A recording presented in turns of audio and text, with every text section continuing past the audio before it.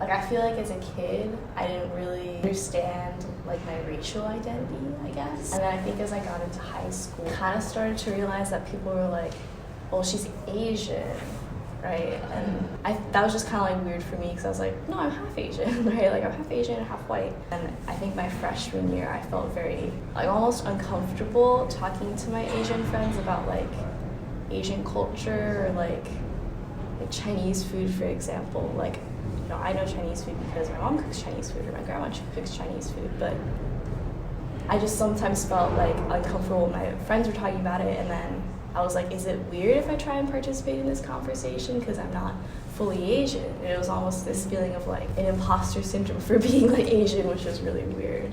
I've like grown from that, and I've come to accept like that I belong in like both circles.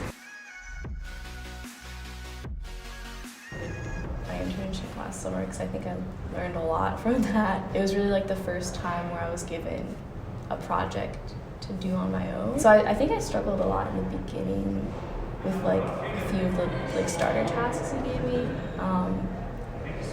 Mostly because I don't think I really knew how to reach out for help. First half of the internship, I still kind of struggled with working on my own and then being able to communicate with other people and ask other people questions, because I was still in that mentality of like, I have to do it all on my own. College, I became a 225 CA because I really, really liked the professor. And like, I enjoyed the class definitely a lot because of the professor.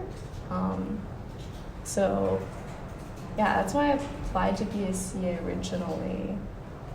And then, I don't know, like once I started my first semester, everyone who was on course staff there was really like excited and happy to be teaching other students.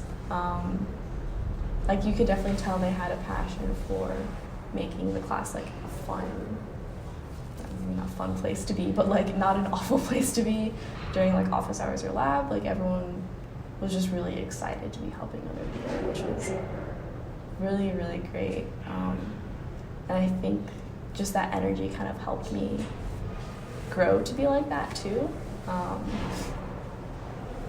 Because I already enjoyed like helping people and mentoring people, but just being in that environment really helped me like do that more. I think originally it was kind of hard for me to always be happy when like tutoring other students during like office hours or lab or something.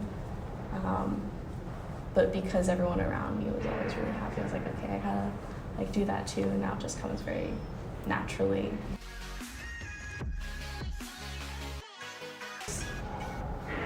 I think one day I just kind of like came up with the fact that like, oh, after I retire from being a software engineer, or like after I'm done with being a software engineer, I'll just go into teaching. Because I think I would really enjoy that. Definitely don't have like a set path. I'm not the type of person who knows what I'm going to be doing like, for the next 10 years, like very specifically. I just kind of go with the flow. Get in the door, silent walk was the first to speak.